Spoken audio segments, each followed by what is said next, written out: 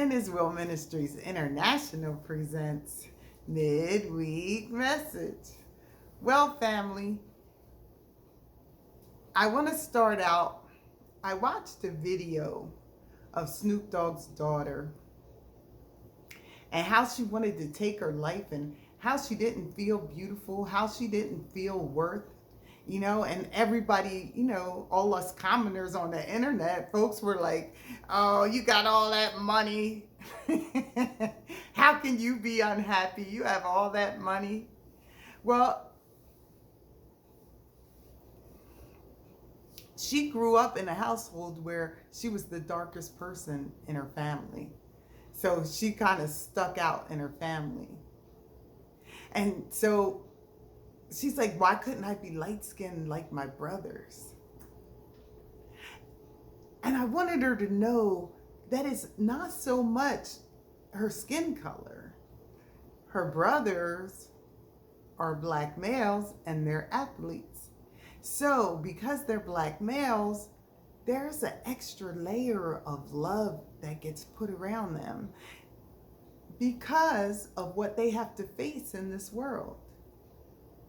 So black mothers give a little more because of everything they have to take. And every time they walk out the door, that could be the last time. So there's a lot of love put into a black man, put into black sons. I get it. I have a black dad, black brother, black grandson, black cousins and uncles. And, this world is hard on a black man. And so moms do a little extra. Now in a family where the mom is giving the son a little extra and the dad is in the picture, well, there's a balance. But when it's just the mom doing all that and the dad is either not in the picture or just there but not really there, it becomes a problem. So I remember they had a show. They had a reality show. And the oldest son, I think, was in midget football, I think, or high school. Midget or high school? I think midget football. And Snoop did a whole big thing and paid for the teams, everything. And so the whole show was centered around him. And then the family. So it was about the football team and how Snoop supported the team, and then the family stuff. But even like then, like she wasn't princess or baby girl, she was chocolate. So instead of being affirmed at home, her color was her distinction. Not that she was the only girl. Not that she was baby girl. It was her color. And so when her not being affirmed at home has carried in, her not being affirmed at home, her not being affirmed by the world as a dark-skinned black woman has now carried into her life where she doesn't see her worth. She doesn't see her beauty. She was ready to take her life. And that's so sad. That's so sad. So how did this dark-skinned women aren't beautiful thing? Well, we already know that black women, period, aren't beautiful. But how is it that dark-skinned women have taken the brunt of this? Who does it benefit for dark-skinned black women not to be made to feel unattractive? Well, dark-skinned women, there is a whole industry set up for skin bleaching. And it's really, really big in other countries. It's just starting to kick in here. And that's, thank you, Little Kim. Because of people like that Dark skinned women, you are beautiful. When you put on your yellows and oranges, even this color, whatever color this is, your skin glows, is vibrant, you're beautiful. Um, Back in the slave days, in other slave lands, the master would have a child with a slave, and that child would be raised up, and they would become overseers, and they would have positions and things that other slaves didn't have. But in America, uh,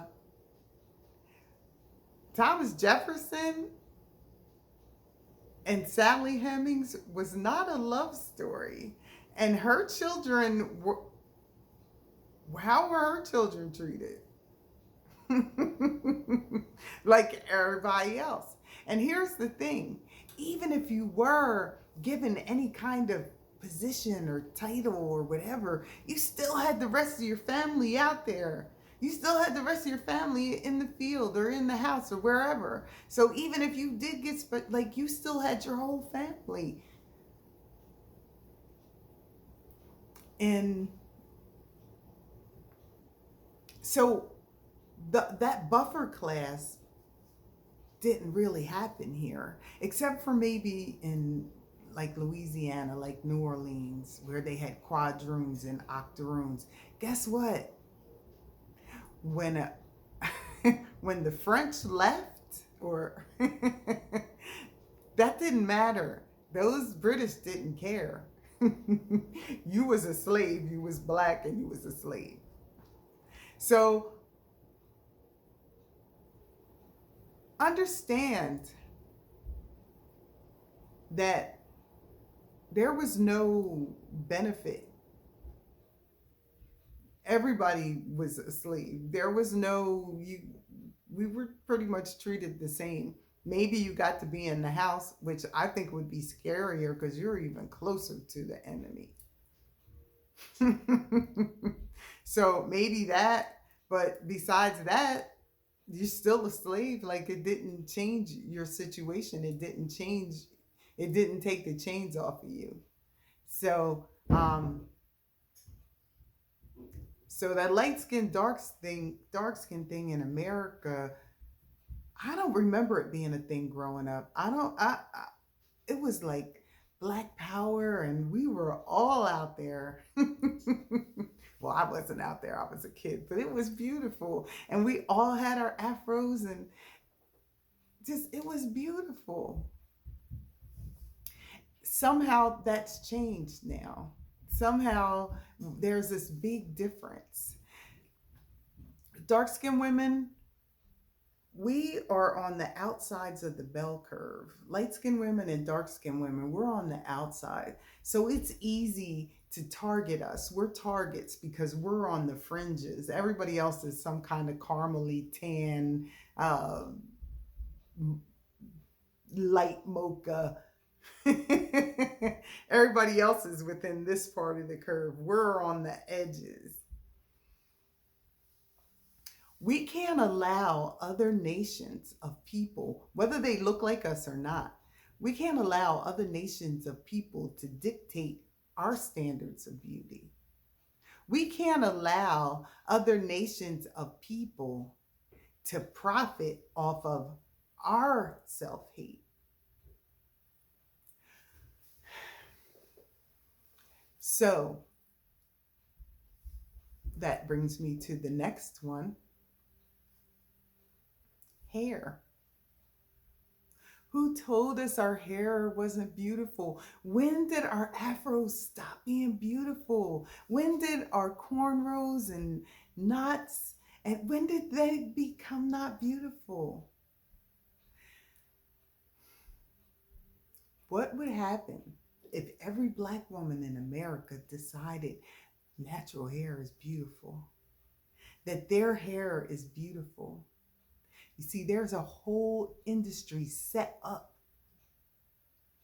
on our hatred of our hair. And I'm not judging anybody. by any means, because I have a closet full of wigs of every color. Not a closet full, a shelf in my closet. But I have a lot.